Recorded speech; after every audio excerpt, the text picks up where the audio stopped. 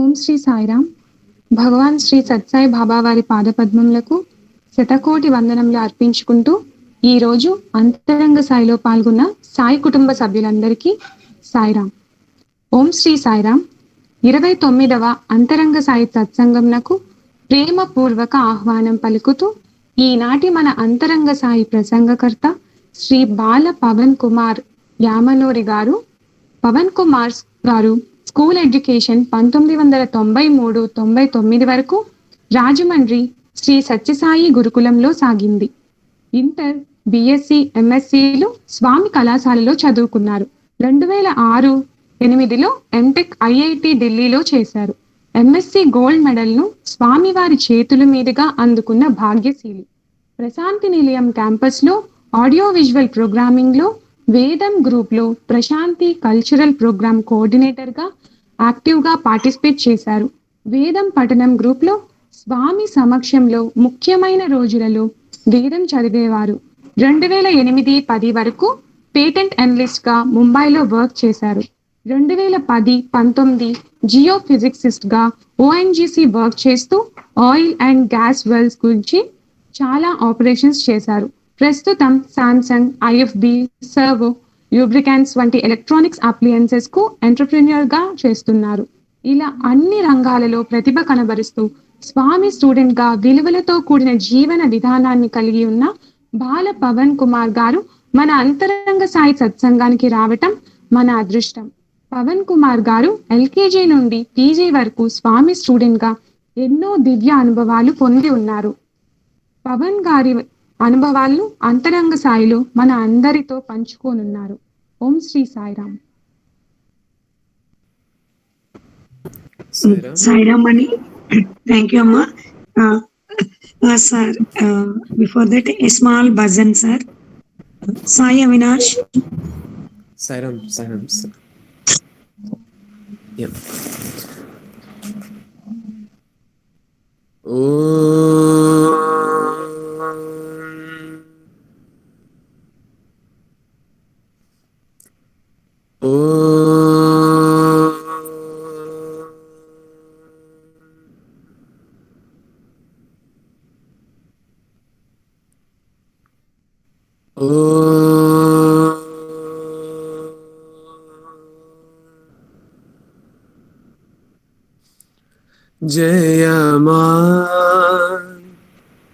जय मां दया करो साई मां, जय मां दया करो साई मां, मुक्ति प्रदायिनी प्रेम प्रदायिनी शांति प्रदायिनी मां, मुक्ति प्रदायिनी प्रेम प्रदायिनी शांति प्रदायिनी मां, जननी जननी जग जननी साई मां, जननी मां जननी जग जननी साई मां, दया करो साई मां, जय मां कृपा करो साई मां, जय मां दया करो साई मां. साईराम.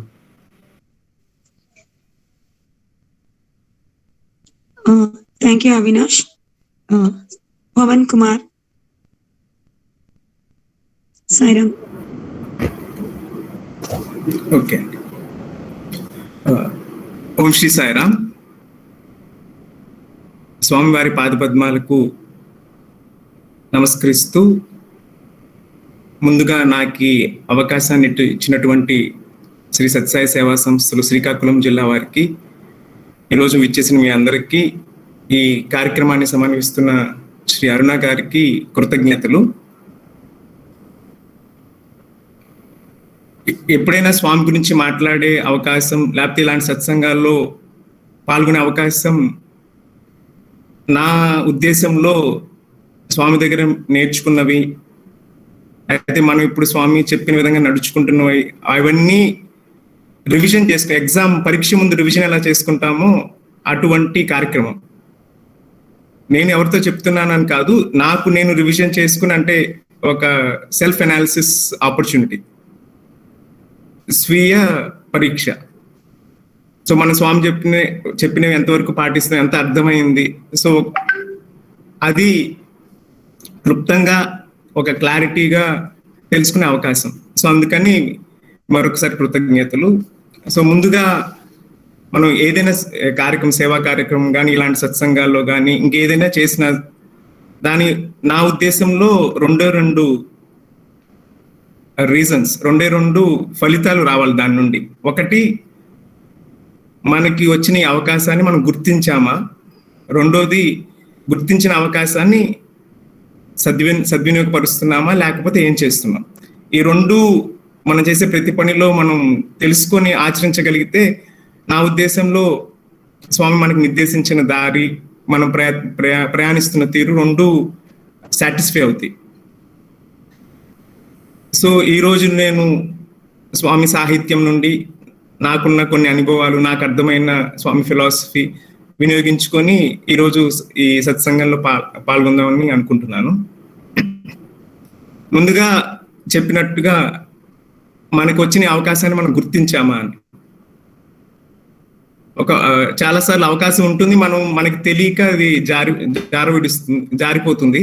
సో మనకు వచ్చిన అవకాశం మనం గుర్తించామా. మొట్టమొదట గుర్తించడం అంటే స్వామి చెప్పిన డిసిప్లిన్, స్వామి చెప్పిన ఫిలాసఫీ, అది మనం అలవాటు చేసుకొని మనం అనుకరించి ప్రాక్టీస్లో పెడితే మనం స్వామి డివోటీసే కావక్కర్లేదు, స్వామి ఫిజికల్గా స్వామి స్టూడెంట్స్ అవ్వాల్సిన అవసరం లేదు, సంవత్సరానికి 2-3 సార్లు పుట్టుపర్తి వెళ్ళాల్సిన అవసరం లేదు. ఇవన్నీ మనం స్వామి చెప్పిన ఫిలాసఫీ, అండర్లైన్ కరెంట్ ఏదైతే బ్యాక్గ్రౌండ్ లో ఉందో అది గుర్తిస్తే కనుక ఇవన్నీ సెకండరీ.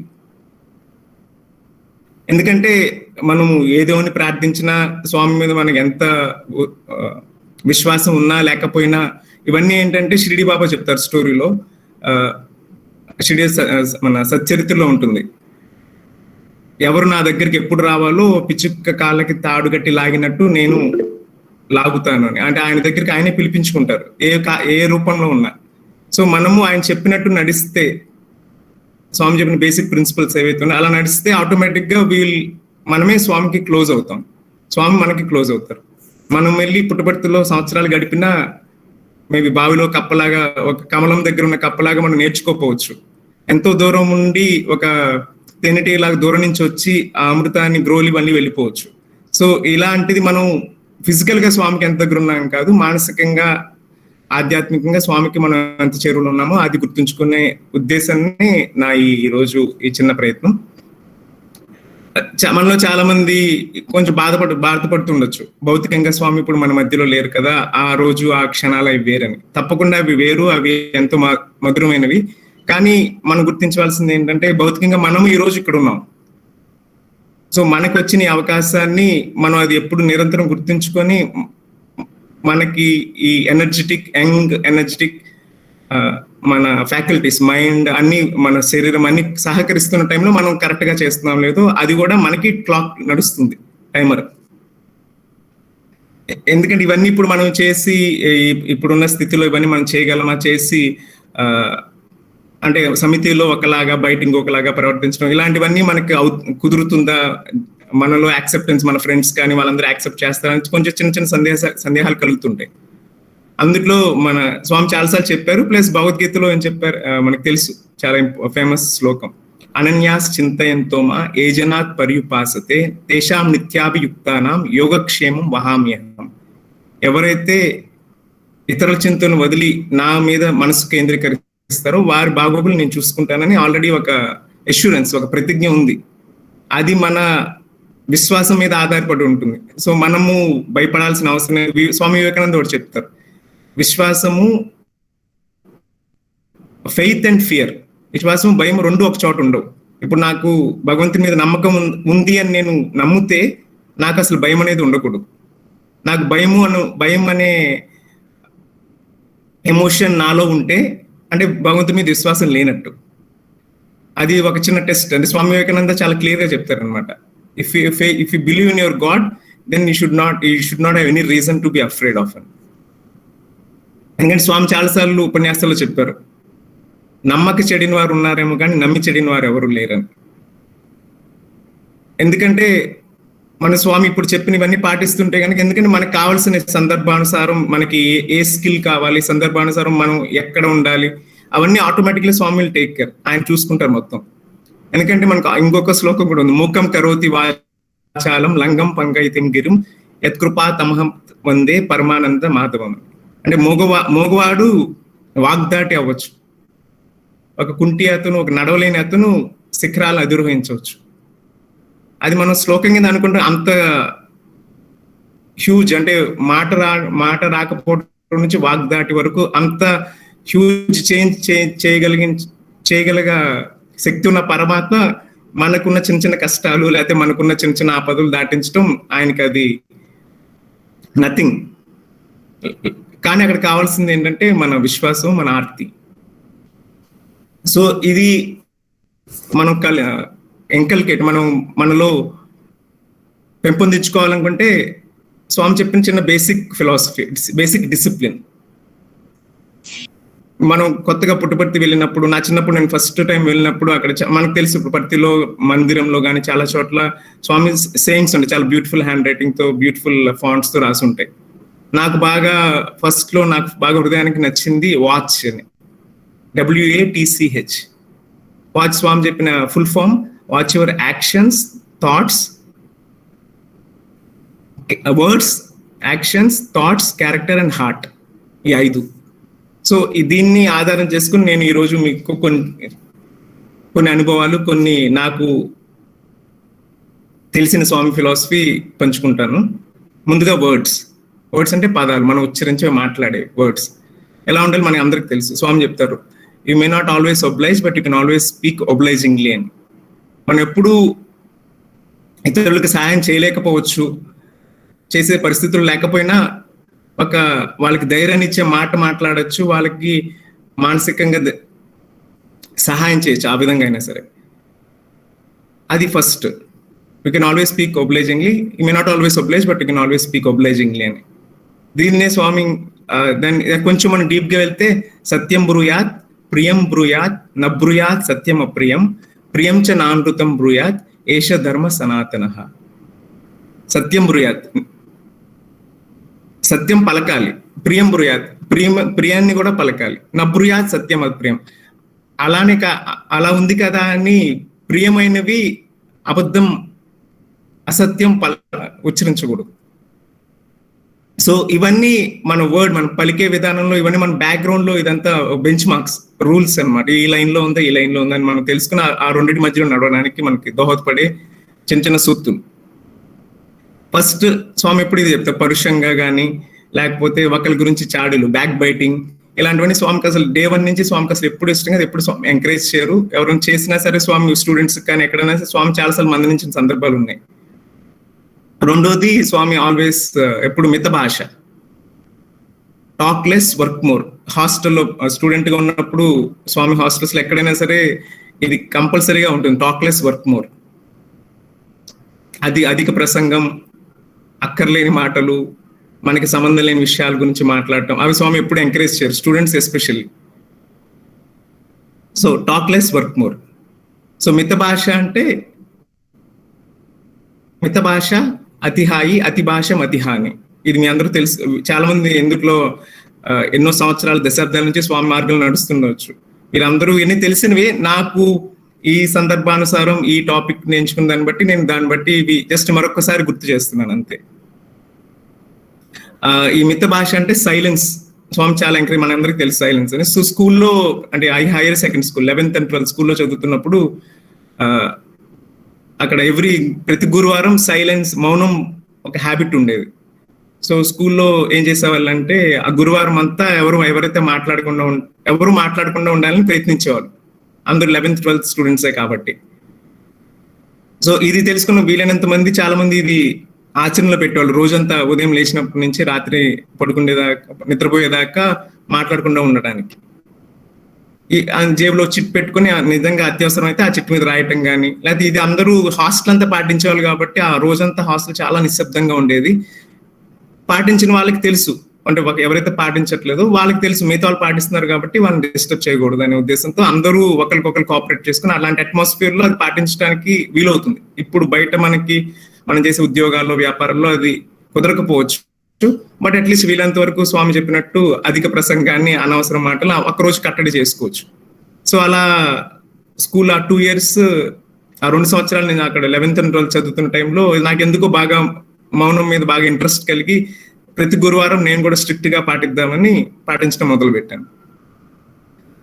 స్కూల్లో అంటే 11th, 12th అంటే అప్పుడే 10th క్లాస్ పాస్ అయిపోయి ప్లస్ ఇంటర్కి వచ్చిన వాళ్ళు, అందులో చాలా మంది స్వామి గురించి తెలియక ఫస్ట్ టైం స్వామి ఫోల్డ్ లోకి వచ్చిన వాళ్ళు వీళ్ళందరూ ఉంటారు కాబట్టి అలా రోజంతా కష్టపడి మౌనం ప్రాక్టీస్ చేశాం కాబట్టి చిన్న ఇన్సెంటివ్, చిన్న గిఫ్ట్ కింద మరుసటి రోజు, ఆ రోజు దర్శనానికి ఎలాగో సాయంత్రం మనం స్వామి దర్శనానికి వచ్చే టైంలో ఎవరైతే ఇలా మౌనం పాటించారో స్కూల్ వార్డెన్ ఒకసారి అందరిని దగ్గరికి పిలిచి ఎవరైతే మౌనం పాటి చేతులెత్తమనేవాళ్ళు.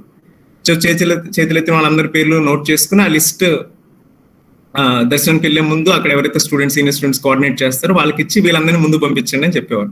సో మనకు తెలుసు స్టూడెంట్స్, మీరు మందిరంలో గమనించి ఉంటారు. సో స్వామిలో నడుస్తూ దర్శనానికి వచ్చినప్పుడు బాక్సెస్ లా కూర్చుంటాం కాబట్టి ఎక్కడైతే కార్పెట్ ఉందో అది ముందు కూర్చునే అవకాశం, స్వామిని దగ్గరగా చూసే అవకాశం అది ఎవరు కాదనుకోరు. సో ఆ ఒక్క అవకాశం కోసం స్ట్రిక్ట్ గా 24 hours మౌనం పాటించేవాళ్ళు. సో అలా 2 సంవత్సరాలు చాలా స్ట్రిక్ట్ గా ప్రాక్టీస్ చేశాను. ఒకసారి ఏమైందంటే అలా నా పేరు వచ్చింది, ముందు పంపించారు, వెళ్ళి కూర్చున్నాక ఆ రోజు స్వామి నడుస్తూ వచ్చారు. మీకు తెలుసు స్టూడెంట్స్ బ్లాక్ ముందు పక్కన లేడీస్ బ్లాక్ ఉంటుంది. లేడీస్ బ్లాక్, స్టూడెంట్ బ్లాక్ మధ్యలో ఎవరైతే ఆశ్రమంలో ఎప్పటి నుంచో ఉంటున్నారో సీనియర్ లేడీస్ కానీ ముసలి వారు, వాళ్ళందరూ వృద్ధులు వాళ్ళందరూ అక్కడ కూర్చొని ఉంటారు ఆ మధ్యలో, రెండింటికి మధ్యలో. స్వామి అక్కడికి వచ్చినప్పుడు ఒక ముసలావిడ లెగిసి స్వామి దగ్గరికి వెళ్ళి, స్వామి చెవి బాగా నొప్పి వస్తుంది అని చెప్పింది. స్వామి ఆవిడ ఇంకా చూసి మందల నుంచి నడుచుకుంటూ వచ్చేసారు. వస్తుండగా నేను బాయ్స్ సెక్షన్ ఫస్ట్ నేను కూర్చున్నాను అక్కడ ఆ రోజు. సో నా దగ్గరికి వచ్చి దూరం నుంచే మాట్లాడుతూ నా దగ్గరికి వచ్చి ఏమిరా చెవులు ఎక్కడ పనిచేయాలి అని అడిగారు. అలాంటి వాటిని ఇంగ్లీష్ లో రెటరికల్ క్వశ్చన్స్ అంటాం. అంటే దానికి మనకు ఆన్సర్ తెలిసినా చెప్పకూడదు, అది ఆన్సర్ స్వామి చెప్తారు, మనం సైలెంట్ గా ఉండటం అక్కడ చేయాల్సింది. సో నేను అదే చేశాను. ఏం చెప్పినా స్వామి ఏం చెప్తున్నారో దానికి అడ్డు తగులుతుందని నేనేం మాట్లాడుకుని స్వామి ఇంకా చూస్తూ ఉండిపోయాను. అప్పుడు స్వామి ఏమన్నారంటే, చెవులు ఓన్లీ క్లాస్ రూమ్ లో లేకపోతే స్వామి విషయాల దగ్గరే పనిచేయాలి, ఇంకెక్కడ పనిచేయకూడదు అని చెప్పి వెళ్ళిపోయారు. నేను మౌనం పాటించి ఆ రోజు అక్కడ కూర్చోవడం జరిగింది. ఆ వృద్ధురాలు ఏదో స్వామిని అడిగింది, కానీ నాకు ఎందుకు చెప్పారు నాకు చాలా చాలా సంవత్సరాలు అర్థం కాలేదు. అది స్వామి నాతో మాట్లాడారు, అందుకని సంతోషం. కానీ ఎందుకు ఆ మాట అన్నారంటే, నేను ఎక్కడ మామూలుగా గ్రూప్స్ లో డిస్కషన్స్ కానీ అన్వాంటెడ్ టాక్ అలాంటిది ఏం చేయలేదు, కానీ స్వామి చెవుల గురించి ఎందుకు చెప్పారో నాకు చాలా చాలా సంవత్సరాలు అర్థం కాలేదు. తర్వాత ఒక రోజు ఆలోచిస్తుంటే అప్పుడు నాకు స్ఫురించింది ఏంటంటే, మౌనంలో ఉన్నప్పుడు మన నుంచి శబ్దాలు బయటికి వెళ్లకుండా మనం కంట్రోల్ చేస్తాం. అదే టైంలో మౌనం కంప్లీట్ అవ్వాలంటే బయటివి కూడా మన చెవిలోకి రానివ్వకూడదు. అంటే sound should be control from 2 sides. అంటే అక్కర్లేని మాట్లాడకుండా ఉండటం ఒక స్టెప్ అయితే, అక్కర్లేని వినకుండా ఉండటం కూడా 2వ స్టెప్. దట్ ఈస్ కంప్లీట్ మౌనం. సో ఏదైనా అంటే ఇప్పుడు స్వామి మనకు తెలుసు, మన ఎక్స్పీరియన్స్ లో కానీ ఏ లైన్ మాట్లాడినా, ఏ వర్డ్ మాట్లాడినా అందుట్లో చాలా డెప్త్ ఉంటుంది. ఏది మామూలుగా జస్ట్ క్యాజువల్ గా మాట్లాడే రిమార్క్ అసలు ఎప్పుడు ఉండదు.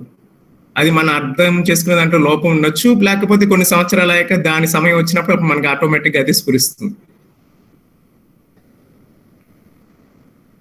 సో ఇది ఇంపార్టెంట్ ఆఫ్ వర్డ్స్.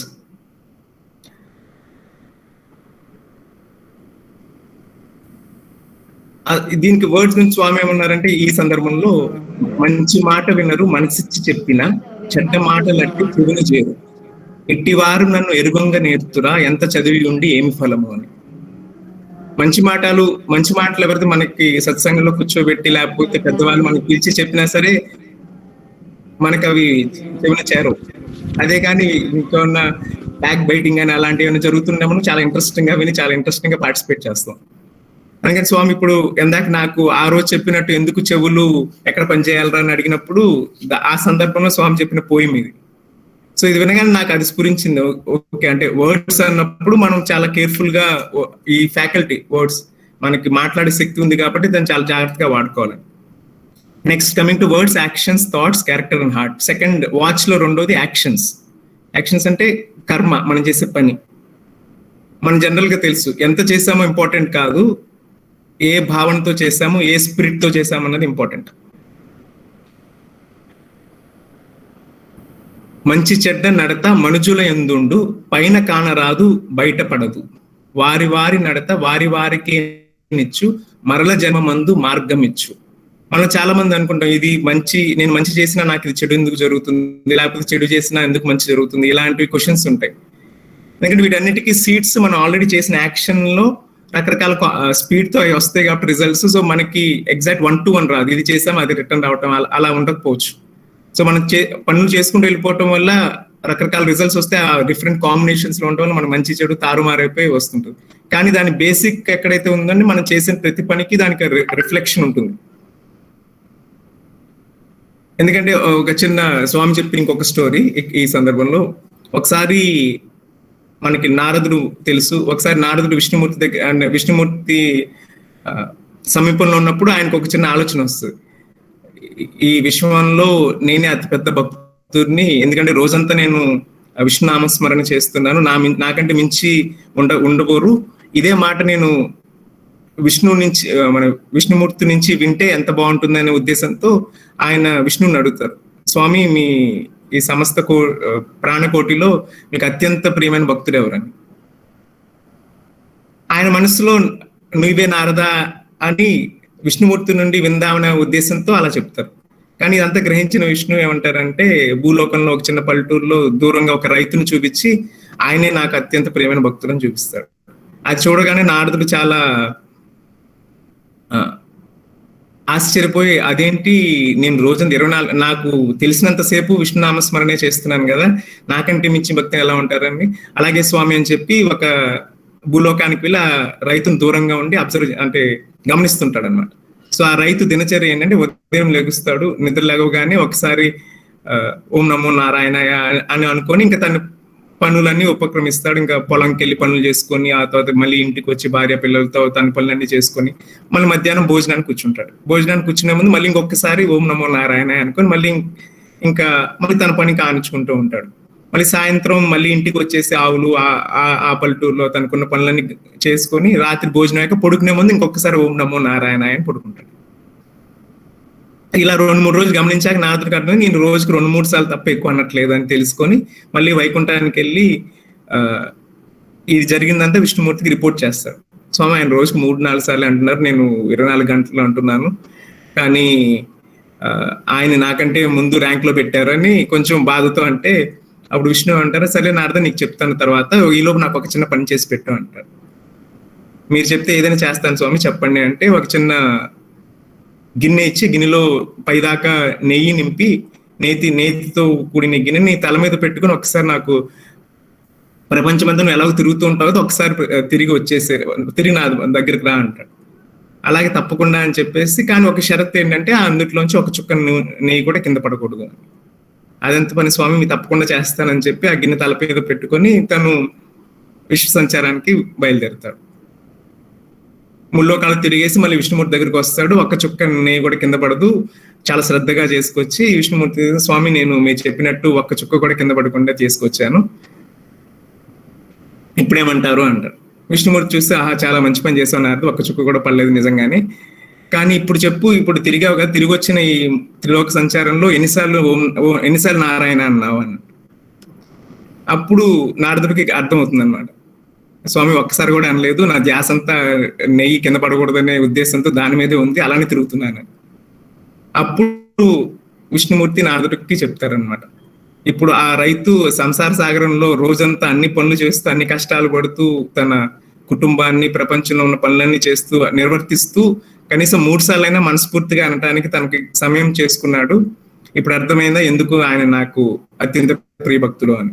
సో మనకి స్వామి గురించి పూర్తిగా అంటే తెలిసిన వారందరికీ ఈ విషయం తెలుసు, స్వామి భావప్రియులు, బాహ్య ప్రియులు కాదని.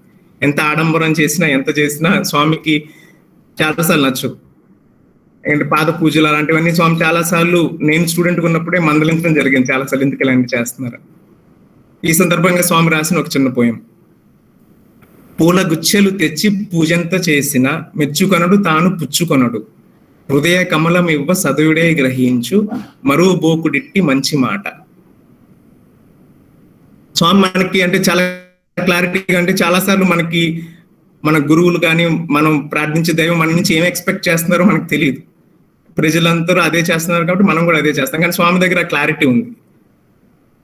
ఏం చెప్పారు స్వామి అంటే, మీరు ఎన్ని పూలు తెచ్చి పూజ చేసినా, ఎంత డెకరేషన్ చేసి ఎంత ఆర్భాటంగా చేసినా అది నేను స్వీకరించను. హృదయ కమలం ఇవ్వ సదువుడే గ్రహించు. ఎందుకంటే మనం గ్రహిస్తే మనకి ఏది మనం దేవుడికి సమర్పించినా అవన్నీ నేచర్ లో దేవుడు పండించినవి, కొబ్బరికాయలు, పూలు, పళ్ళు ఇవన్నీ. సో మనం బేసిక్ గా దేవుడికి ఏమి ఇవ్వలేము. కానీ ఆయన మనకి హార్ట్, ఒక హృదయం ఇచ్చారు మనం పుట్టినప్పటి నుంచి. దాన్ని జాగ్రత్తగా అలానే కాపాడి దాన్ని అలానే పెంపొందించి తిరిగి ఇవ్వటమే గొప్ప గిఫ్ట్. ఇప్పుడు మన యాక్షన్స్ గురించి మాట్లాడుతున్నాం కదా. సో ఎందుకంటే కర్మ ఆచరించినప్పుడు ప్రతి కర్మలో మనకి మళ్ళీ తిరిగి రిజల్ట్ వస్తుంది. ఇలా సంస్కృతంలో చిన్న శ్లోకం ఉంటుంది అనమాట దీని గురించి. యస్మాచ్చ ఏనచ యథాచ యథాచ యచ్చ యావచ్చ యత్రచ శుభాశుభ ఆత్మకర్మ తస్మాచ్చ తేనచ తదాచ తదాచ తచ్చ తావచ్చ తత్రచ కృతం సాధుపైతి అని. ఎక్కడైతే మనం ఏ విధంగా ఎప్పుడు ఎలా ఎవరికి ఏ పని అయితే చేశామో అదే విధంగా అక్కడ అదే మార్గంలో ఆ పని మనకి తిరిగి వస్తుంది. ఇది మన దేవకి వసుదేవుల స్టోరీ కానీ, కృష్ణుడు ఎందుకు వాళ్ళ జైల్లో కారాగృహంలో, కృష్ణుడు అంతటి వాడు కొడుకునే సరే వాళ్ళు ఎన్నో సంవత్సరాలు కారాగృహంలో గడపాల్సి వచ్చింది. ఇలాంటివన్నిటికీ బ్యాక్గ్రౌండ్ శ్లోకం ఇది అనమాట. అంటే ఏదైతే మనం చేసామో తప్పకుండా ఆచరించాల్సి వస్తుంది. కానీ అది ఎప్పుడు మనసులో పెట్టుకొని మనం కరెక్ట్ గా ఆ ఫ్రూట్ మీద ఎటువంటి గ్యారంటీ మనకి తిరిగి వస్తుందని ఉద్దేశంతో చేస్తే చాలా కర్మలు మనం చేసే యాక్షన్స్ అని ఆటోమేటిక్ గా కరెక్ట్ అయిపోతాయి. అలా అని చెప్పేసి ఇప్పుడు మనం అలాంటప్పుడు స్వామిని మనం ఒక స్పిరిచువల్ లైఫ్ లేకపోతే ఒక మన స్వామి చెప్పిన మార్గంలో నడిచిన అలాంటప్పుడు మనకి ఎలాగో తప్పవు కదా, మనం చేసినవన్నీ ఎలాగో అనిపించాలి కదా అంటే దానికి కూడా స్వామి మంచి సొల్యూషన్, ఒక చిన్న ఎగ్జాంపుల్ ఇచ్చారు. ఇప్పుడు మనం చేసిన కర్మ వల్ల మనం ఒక ముళ్ళ పొదలో నడవాల్సి వచ్చింది అనుకోండి, అంటే మనం చేసిన కర్మ వల్ల రిజల్ట్ నడవాల్సి వస్తే మామూలుగా నడిచినప్పుడు మనకి ముళ్ళు గుచ్చుకుని రక్తం కారి చాలా బాధ కలుగుతుంది. అదే దైవానుగ్రహం ఉన్నప్పుడు మనం అప్పుడు కూడా ముళ్ళ పొదలో నడవాల్సి వస్తుంది, కానీ మన కాళ్ళకి షూస్ వస్తాయి. షూస్ వేసుకుని నడిచినప్పుడు బయట నుంచి చూసే వాళ్ళందరికీ మనం నిజంగానే ముళ్ళ పొదలో నడుస్తున్నాం, కానీ మనకి మటుకు ఏం అవ్వదు.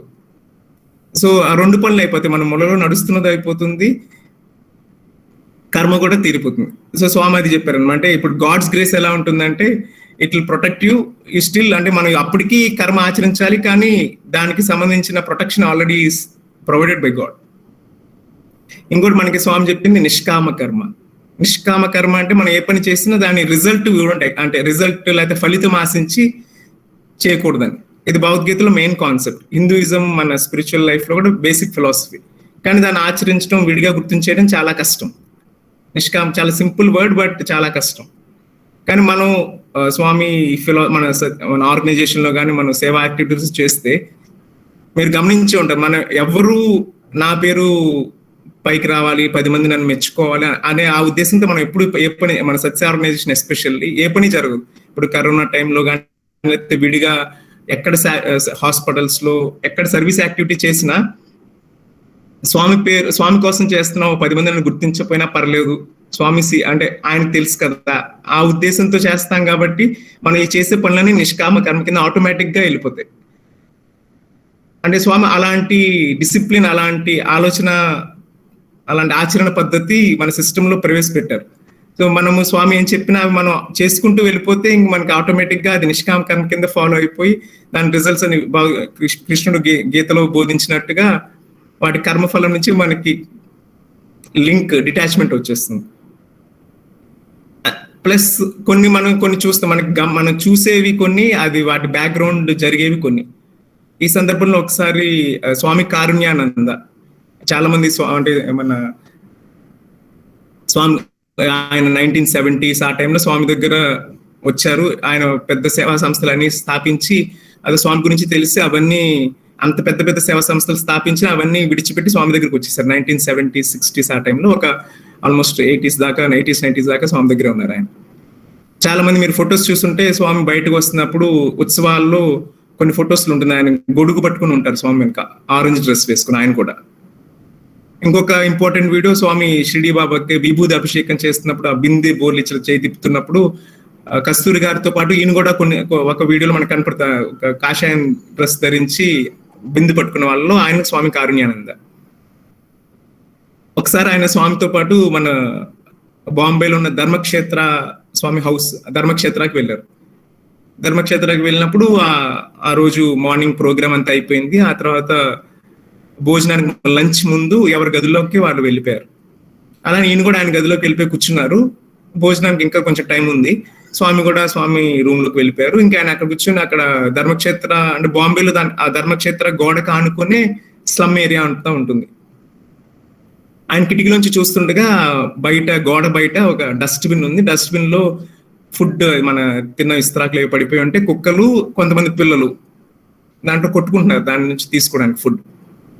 ఆయనకి అది చూడగానే చాలా బాధ కలిగింది అనమాట. అంటే ఇప్పుడు స్వామి మనకు తెలుసు, అంటే ఇలా కలియుగం ఉండే ఇలా నడిచే గాడ్, వాకింగ్ గాడ్ ఇక్కడ మన మధ్యలో ఉండగా గాడ్ అవతలే ఇలా భోజనం కోసం పిల్లలు కుక్కలు కొట్టుకోవడం ఏంటని ఆయన చాలా బాధపడి అలా అంటే ఎందుకు ఇలా జరుగుతుందన్న ఉద్దేశంతో ఆయన అలా ఆలోచిస్తూనే వెనక నుంచి సడన్ గా స్వామి భుజం మీద చేశారు.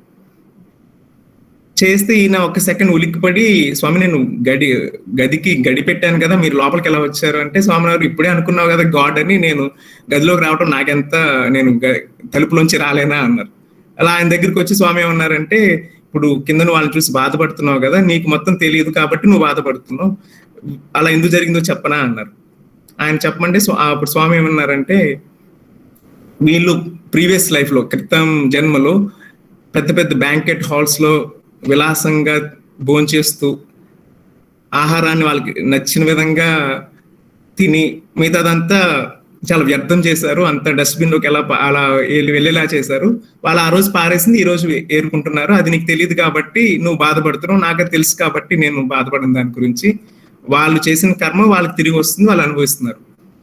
అందుకని మా రాజమండ్రి స్కూల్లో చదువుతున్నప్పుడు ప్రిన్సిపల్ సార్ ఒక మాట చెప్పేవాళ్ళు అనమాట. అంటే మనందరం ఒక రోడ్డు మీద నుంచొని చూస్తుండగా మనకి ఎంతవరకు కనపడుతుంది, రోడ్ స్ట్రైట్ ఉంటే అంటే అంతా ఏమీ అడ్డు లేకపోతే 1 కిలోమీటర్ 2 కిలోమీటర్ల వరకు చూడగలం, స్పష్టంగా కాకపోయినా మనకి ఎంతో కొంత తెలుస్తుంది.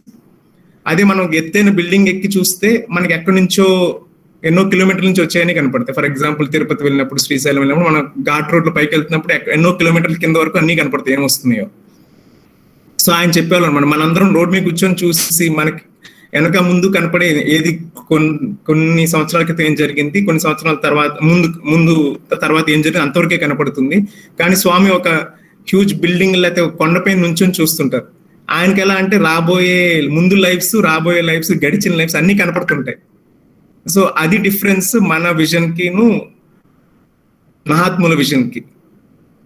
సో మనకి అది తెలియక మనం రెస్పాన్స్ ఎలా ఉంటుంది, మనకు కనపడిన దానికి మనం రెస్పాండ్ అవుతున్నాం, అయ్యో ఇలా జరిగింది ఏంటి ఇదని. కానీ వాళ్ళు పైనుంచి చూస్తారు కాబట్టి వాళ్ళు ఎందుకు జరిగిందో అది కూడా స్వామి కనపడుతుంది. సో దానికి ఒకటే మార్గం, ప్రార్థించడం అంతే. అంటే ఇప్పుడు మన చేతిలో జరిగింది ఏదో ఆల్రెడీ జరిగిపోయింది కాబట్టి మనం అక్కడి నుంచి క్లారిటీ రావాలంటే you should continue to pray. Pray అంటే ఎలా అంటే పుష్ అంటారు, ప్రే అంటిల్ సంథింగ్ హ్యాపెన్స్. ఏదో నువ్వు అనుకున్న జరిగేదాకా యూ షుడ్ కంటిన్యూ ద ప్రే. ఎప్పటిదాకా ప్రే చేయాలంటే యూ షుడ్ కంటిన్యూ టు ప్రే. ఇంకొకటి గ్రామ సేవ అని నేను స్కూల్లో ఉన్నప్పుడు 11th లో అప్పుడే ఫస్ట్ టైం స్వామి స్టార్ట్ చేశారు గ్రామ సేవ ప్రాజెక్ట్. మేము ఇంటర్ ఫస్ట్ ఇయర్ చదువుతున్నప్పుడు ఆ రోజు అప్పుడు హాలిడేస్, సంక్రాంతి హాలిడేస్, ఇంటికి అప్పుడు హాలిడేస్ క్యాన్సిల్ చేసి అంటే ఆప్షన్ ఇచ్చారు ఫస్ట్ ఇయర్, ఎవరైతే ఇంటికి వెళ్ళదలిచారో వాళ్ళు వెళ్ళండి, గ్రామ సేవకు వెళ్ళే వాళ్ళందరూ ఇక్కడ ఉండిపోండి. సో మేమందరం చాలా మంది ఉండిపోతే అప్పుడు గ్రామ సేవకి వెళ్ళినప్పుడు అప్పుడు ఫస్ట్ టైం కాబట్టి చాలా ఎంతూజియాస్టిక్ గా ప్రతిరోజు ఉదయాన్నే లేచి ఆ వ్యాన్స్ మీరు చూసుంటారు, ఆ ట్రక్స్ లో అందరూ వెళ్ళి ఒక్కొక్క పోలీసులు వచ్చి మాకు ఎస్కాట్ లాగా అన్ని ఊళ్ళలో అలా వెళ్ళేవాళ్ళం. అన్ని పల్లెటూళ్ళు మన ధర్మవరం ఆ చుట్టుపక్కల ఉన్న ఏరియాస్ అన్ని. ఒకసారి అలా వెళ్ళినప్పుడు అన్ని చిన్న చిన్న హౌసెస్, చాలా మంది అగ్రికల్చరల్ లేబరర్స్ అలా అలా ఉండేవారు. ఒక హౌస్ కి వెళ్ళినప్పుడు ఒక చిన్న గది అంతే ఉంది, ఆల్మోస్ట్ ఒక 10x10. అంటే ఆ ఇంట్లో ఒక పది మంది కూర్చుంటే సరిపోతుంది అంతే. సో అలాంటి ఇంట్లో మహా అయితే 2-3 నివసించగలరు. సో మేము వెళ్ళి ఆ తలుపు కొట్టి అడిగాం, అమ్మ ఎంతమంది ఉన్నారు అని. ఇంట్లో ఆ ఇంట్లో వాళ్ళు 17 మంది అని చెప్పారు. అది చూడగానే ఎవరైతే డిస్ట్రిబ్యూషన్ చేస్తున్నాం అంటే మనం అప్పుడు పులిహార ప్యాకెట్స్, లడ్డూలు అలా ప్రతి ఎంతమంది ఉంటే అన్ని ఇచ్చేవాళ్ళం అనమాట. ప్లస్ ప్రతి ఇంటికి ఒక చీర పంచె. సో చీర పంచె ఒకటి ఇచ్చి 17 మంది అంటే మేము నమ్మలేక వాదించడం మొదలు పెట్టారు. ఎవరైతే ఆ టీంలో ఇస్తున్నారో 17 మంది ఎలా ఉంటారంటే కనీసం కూర్చున్నా సరే 10 మంది పడతారు, 17 మంది ఎలా పడుకోగలరు ఇంట్లో, మీరు కరెక్ట్ గా చెప్పాలి, అలా చెప్పకూడదు అది అని చెప్పి వాళ్ళతో వాదించడం అలా మొదలుపెట్టి ఫైనల్ గా ఒకసారి ఒక టీచర్ వచ్చి కాదులేండి వాళ్ళు అడిగితే ఇచ్చేసేయండి, మనం ఇక్కడ వాదించడానికి రాలేదు కదా అని చెప్పేసి సర్లేనో 10 ఎన్నో ఇచ్చేసి వచ్చేసాం. ఆ రోజు వచ్చేసాక సాయంత్రం మందిరంలో కూర్చున్నప్పుడు స్వామి వచ్చారు. వచ్చి ఎలా జరిగింది ఈ రోజు అంటే అలా మాట్లాడితే ఎంక్వైరీ చేశారు. అయితే చివరిలో ఆ మాటలు జరుగుతున్నప్పుడు ఒక విద్యార్థి స్వామితో మాట చెప్పారు. స్వామి ఇలా ఒక ఇంటికి వెళ్ళాము, చిన్న గది, ఒక 4 ఎదురు పడుకోవడానికే సరిపోతుంది ఆ స్థలం, వాళ్ళు 17 మందిని చెప్పారు ఇంట్లో, అది తప్పు కదా స్వామి అలా అని. అప్పుడు స్వామి ఏమన్నారంటే, మీరు అక్కడ ఎంక్వైరీలు చేయడానికి వెళ్ళలేదు, సేవ చేయడానికి వెళ్ళారు. సో వాళ్ళు 17 అవసరం ఉంది, 10 చెప్పారంటే వాళ్ళకి అంత ఫుడ్ అవసరం ఉంది. సో మీరు 17 మంది ఇచ్చేసి వచ్చేసేయండి, మీరు వెళ్ళింది సేవ చేయడానికి కానీ పాపులేషన్ ఏదో జనాభా లెక్కలు లేకపోతే ఎంక్వైరీ కోసం వెళ్ళలేదు. అది మనం జనరల్ గా సేవ యాక్టివిటీస్ చేస్తున్నప్పుడు తెలియకుండా మన డిస్క్రిమినేషన్ వచ్చేస్తుంది అన్నమాట. అది ఆ స్పిరిట్ స్వామి అంటే ఇప్పుడు మనం ఎందుకు వెళ్ళామో అది మోస్ట్ ఇంపార్టెంట్. అది చిన్న లెసన్ అంటే కానీ చాలా డీప్, అంటే మనం ఎందుకు వెళ్ళామో ఆ పర్పస్ ఉండాలి. ఆ తర్వాత ఇంకొకటి ఏంటంటే మన అంటే స్వామి ఆర్గనైజేషన్ కాదు, చాలా మంది రకరకాల సేవా కార్యక్రమాలు చేస్తుంటారు. కానీ స్వామి అప్పుడు ఏమని చెప్పారంటే, ఒకసారి వేరే సందర్భంలో, ఇప్పుడు నేను మీకు తెలుసు మీరు ఇక్కడ పుట్టపర్తి వస్తారు, మీ ఊర్లలో ఎక్కడైతే మన గ్రామాల్లో మనం స్వామి యాక్టివిటీస్ అని చేస్తుంటాం, రకరకాల సేవా యాక్టివిటీస్ అని. ఆవిడ స్వామి చెప్పారనమాట, నా గురించి తెలిసి మీరు చేస్తున్న పనికి 10 times రిజల్ట్స్ వస్తాయని. అంటే సపోజ్ మనం అదే పని ఇంకెక్కడ చేస్తే మేబీ మనకి ఇప్పుడు అనుకున్న కర్మఫలం ఒక బాల్ విసిరితే ఒక బాల్ తిరిగి వస్తుంది. కానీ మనం స్వామి గురించి తెలిసి మనం ఒక యాక్టివిటీస్ చేస్తున్నప్పుడు, ఎందుకంటే ఇవన్నీ నిష్కామ సేవ అంటే మనం ఆల్రెడీ చెప్పినట్టు అలా చేస్తున్నప్పుడు మనం ఒక బాల్ వేస్తే మనకి 10 times ఎఫర్ట్ రిజల్ట్ వస్తుందని. కానీ స్వామి దాంతోపాటు ఇంకోటి చెప్పారు, మీరు తెలిసి స్వామి గురించి తెలిసి తప్పు చేసినా 10 times వస్తుంది. సో మనం ఇప్పుడు స్వామి పదంలోకి వచ్చేసాం కాబట్టి ఒక మంచి పని చేస్తే 10 రెట్లు దాన్ని మంచి ఫలం అనుభవిస్తున్నప్పుడు ఒక తప్పు చేసినా 10 రెట్లు అనుభవించాల్సిందే. Because now we are in a privileged position, అంటే లీడర్షిప్ లాగా. అంటే ఇప్పుడు ఒక పొలిటికల్ లీడర్ కానీ ఒక లీడర్షిప్ పొజిషన్ ఉన్నప్పుడు మనం చేసే యాక్టివిటీ 10 మంది గమనిస్తారు. గమనించినప్పుడు మనం చేసిన 10 మందికి ప్రేరణలాగా అయిపోతుంది. అందుకోసం అలా 10 times ఎఫర్ట్ ఉంటుంది అనమాట. అంటే మనం ఇంట్లో చేయాలి, మన స్వామి పేరు వాడుతున్నాం కాబట్టి ఆ రిజల్ట్ మంచి గుడ్ ఆర్ బ్యాడ్ రెండు అంతే 10 times వస్తాయి అనమాట. అలా ఒక వేరే సందర్భంలో స్వామి చెప్పారు ఇది. నౌ కమింగ్ టు ఇప్పుడు వర్డ్స్ యాక్షన్స్, ఆ తర్వాత యాక్షన్స్ అండ్ థాట్స్, అంటే ఈ రెండు కొంచెం క్లోజ్. యాక్షన్స్ లో కూడా స్వామి చాలా అద్భుతంగా ఒక చిన్న మన డిస్కోర్సెస్ ముందు స్వామి భాషణ ముందు చెప్తారు. జనని గర్భము నుండి జన్మించినప్పుడు కంఠమాలలేవి కానరావు, మంచి ముత్యపు సరులు మచ్చునక్కునని లేవు, మేల్మి బంగారు దండ మెడకు లేదు, రత్నాల హారములు రంజిల్లగా లేవు, పచ్చలు కెంపులు పొదక బడగలేదు, వజ్రాల హారములు వర్ధిల్లగా లేవు, గోమేది కంబులు తోడలేవు, కలదొక్కమాల మీ కంఠమందు, ఎన్ని చేసిన అవి అన్ని ఎంచి మంచిదైనను చెడుగైన త్రుంచకుండా, బ్రహ్మ మీకిచ్చి పంపును బరువుమాల, కర్మలన్నీ చేర్చిన కంఠమాల. ఇన్నాళ్ళు చదివిన సాహిత్యంలో కానీ ఎక్కడైనా ఇంత అద్భుతంగా నేను ఎక్కడ చదవలేదు. ఎంతో చాలా బ్యూటిఫుల్ గా స్వామి చెప్పారు అనమాట. మీరు పుట్టగానే మనకి అట్లీస్ట్ మన ధర్మంలో అది ఫ్రెష్ అని కాదు, మీరు ఒక మాల వేసుకొస్తాం ఆల్రెడీ మనం ఏదైతే చేస్తాం. సో అది ఈ లైఫ్ లో ఆ మాల ఎంత లైట్ వెయిట్ చేసుకోగలిగితే అంత మనం సార్థకత సాధిస్తున్నట్టు. అతను నెక్స్ట్ వర్డ్స్, యాక్షన్స్, థాట్స్. ఇప్పుడు యాక్షన్స్ అండ్ థాట్స్ రెండు almost combine. Next character. Character అంటే మనం ఇట్స్ లైక్ మన ఉన్న క్వాలిటీస్ అన్ని సమ్ ఆఫ్ మన పర్సనాలిటీ, దట్ ఈస్ క్యారెక్టర్. ఇప్పుడు వర్డ్స్, యాక్షన్స్, థాట్స్ ఈ మూడు కలిసి త్రికరణ శుద్ధి అంటే మనం అనుకున్నది చేయటం, చేసింది ఆచరించడం, చూపించడం. ఈ మూడు unit of thoughts, words and deeds. ఎప్పుడైతే కరెక్ట్ గా చేస్తున్నాం ఆటోమేటిక్ గా మనలో ఒక సెల్ఫ్ కాన్ఫిడెన్స్ అని వస్తుంది. స్వామి చాలాసార్లు చెప్పారు, you should have self confidence, then అక్కడ నుంచి సెల్ఫ్ సాటిస్ఫాక్షన్, అక్కడ నుంచి self sacrifice and self realisation. ఈ స్టెప్స్ అన్ని సీక్వెన్స్. ఎందుకంటే ఆల్రెడీ ఫస్ట్ లో స్టార్టింగ్ లో అనుకున్నట్టు స్వామి వివేకానంద చెప్తారంటే మనకి ఫెయిత్ ఉంటే ఫీర్ ఉండకూడదు. సో మన క్యారెక్టర్ అంటే అట్లీస్ట్ మన స్వామిని ఎవరైతే మన అందరం స్వామి ఫోల్డ్ లో ఉన్న, స్వామి ఆర్గనైజేషన్ ఉన్న అందరికి ఈ ఫెయిత్ అంటే దాని ఫియర్ ఉండదు. అంటే ఇప్పుడు ఎప్పుడైతే ఫియర్ వచ్చింది దాన్ని యూఆర్ నాట్ హ్యావింగ్ ఫెయిత్ అని. అది సింపుల్ టెస్ట్. ఈ సందర్భంలో స్వామి ఏమన్నారంటే లైక్ క్యారెక్టర్ అంటే మనం ఎప్పుడు ఎఫర్ట్ పెడుతూనే ఉండాలి, ఎప్పుడు డిసిప్లిన్ కి ఎప్పుడు ఎఫర్ట్ కంటిన్యూస్. ఎందుకంటే పచ్చ కప్పు రంబు మడిలోన పాదు చేసి కమ్మ కస్తూరి ఎరువుగా కుమ్మరించి మంచి పన్నీరు పోసియు పెంచిరేని ఉజ్జగించునే తన కంపు ఉల్లిపాయ. ఉల్లిపాయను భూమిలో పాతి పెట్టి మనం దానికి పచ్చకప్పురంలో మడిలా చేసి రోజు కస్తూరి పోసి సుగంధంలాగా తయారవ్వాలని, అతో పన్నీరుతో పెంచినా సరే అది ఉల్లిపాయలానే ఉంటుంది. ఎందుకంటే లోపల నుంచి బయట నుంచి ఎంత ఎఫర్ట్ మనం ఎన్ని వేషాలు ఎన్ని ధరించినా సరే లోపల నుంచి ట్రాన్స్ఫర్మేషన్ రానప్పుడు ఉల్లిపాయ ఎక్కడున్నా ఉల్లిపాయ. అది చాలా సింపుల్ గా స్వామి చెప్పారు. అంటే అది మన ట్రాన్స్ఫర్మేషన్ బయట నుంచి కాదు, 10 మంది చూస్తారనో లేకపోతే బయట నుంచి మనం బయట మార్పులు కాదు, లోపల నుంచి మార్పు ఉండాలి. ఆ తర్వాత ఇదే సందర్భంలో ఒకసారి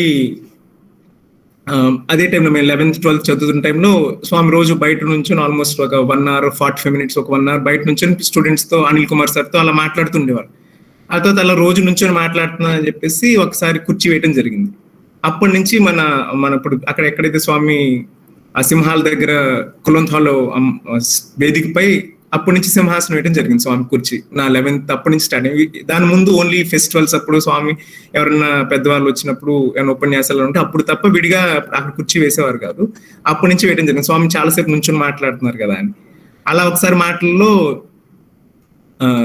ఒక సీనియర్ స్టూడెంట్ ని ఒక ఆయన మాట్లాడమని చెప్పారు స్వామి. అంటే ఎవరైనా రకరకాలుగా పిలిచి నువ్వు కొంచెం 5 minutes మాట్లాడాలని చెప్పేవాళ్ళు. సో ఆయన మాట్లాడుతూ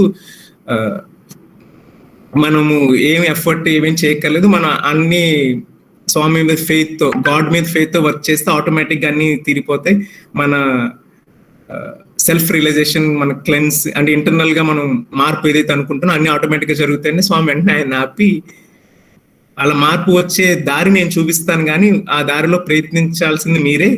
ఎందుకంటే ఇప్పుడు ఆ కొబ్బరి పీచు తీసుకొని మీ అద్దం, మనసుని అద్దాన్ని మీరే రుద్దుకోవాలి. అది మటుకు దేవుడు మీకోసం రుద్దడు, అది మీరే రుద్దుకోవాలి.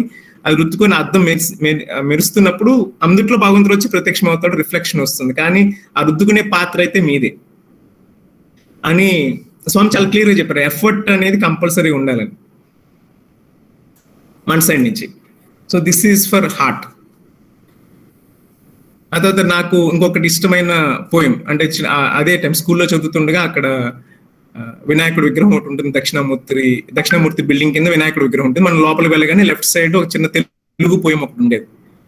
ఏ గుణంబు గణించి ఏ తెంచినో నాడు ప్రహ్లాదు పాలింప పరమ పురుషుడు, ఏ గుణంబు గణించి ఏ తెంచినో నాడు కరిని గాచెడి తరి కమలనయనుడు, ఏ గుణంబు గణించి ఏ తెంచినో నాడు పేద కుచేలను బ్రోవ వేద చరిత్రుడు, ఏ గుణంబు గణించి ఏ తెంచినో నాడు ధ్రువ కుమారుని సాక వైకుంఠవాసి, ఏ గుణంబు గణించి ఏ తెంచినో నాడు బలిచక్రవర్తి కావంగా నోర్చి, ఆ గుణంబే గణించి ఆ అమరవంద్యుడు ఆర్త జననాథుడినాడు అవతరించే శ్రీనివాసుండు లోకైక చిన్మయుండు వెలిగె పత్తీసుడై నేడు పృథివీ యందు అని. చాలా అది నాకు స్వామి చెప్పిన డిస్క్రిప్షన్ చాలా నచ్చి నేను రోజు అదే పోయం ముందుగా స్కూల్కి ఒకసారి వెళ్ళటం, మళ్ళీ మధ్యాహ్నం భోజనం, మళ్ళీ సాయంత్రం మళ్ళీ స్కూల్కి వెళ్ళి ఇలా ఎన్నిసార్లు రోజుకి 3-4 సార్లు చూసేసరికి అది నాకు కంటతా వచ్చేసింది అనమాట. కానీ ఈ పోయంలో ఏదో సిగ్నిఫికెన్స్ ఉందని నాకు అర్థమైంది, కానీ అది ఏంటో నాకు తెలియలేదు. మన ప్రవర్తనకర్త గరికపాటి నరసింహరావు నరసింహరావు గారు ఆయన ఒకసారి ఎప్పుడో మాట్లాడుతూ ఇలా పెద్దవాళ్ళు మహనీయులు చెప్పిన శ్లోకాల్లో పోయమ్స్ లో చిన్న మర్మం ఉంటుంది, ఆ మర్మం కూడా అందుట్లోనే ఉంటుంది, మీరు గ్రహించాలి అని.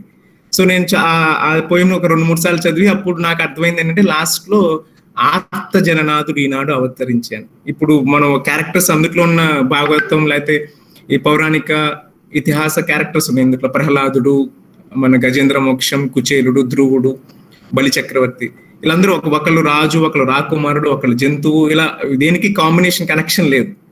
కానీ వాళ్ళందరిలో ఒకటే కామన్ ఫీచర్ అంటే ఆర్తి, ఇంటెన్సిటీ.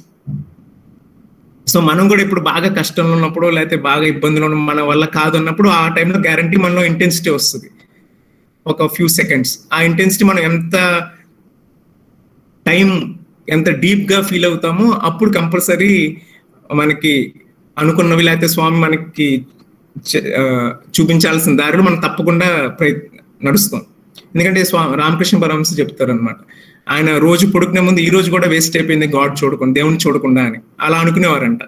సో అంత ఇంటెన్సిటీ ఎప్పుడైతే వస్తుందో ఆటోమేటిక్ గా మనకి నేను స్వామి దగ్గర లేను లేకపోతే ఒక మహనీయుల దగ్గర నాకు అలాంటి సాంగత్యం పొందే అవకాశం లేదు, అలాంటివి ఎప్పుడు జరుగు, ఆటోమేటిక్ గా అది it will be taken care.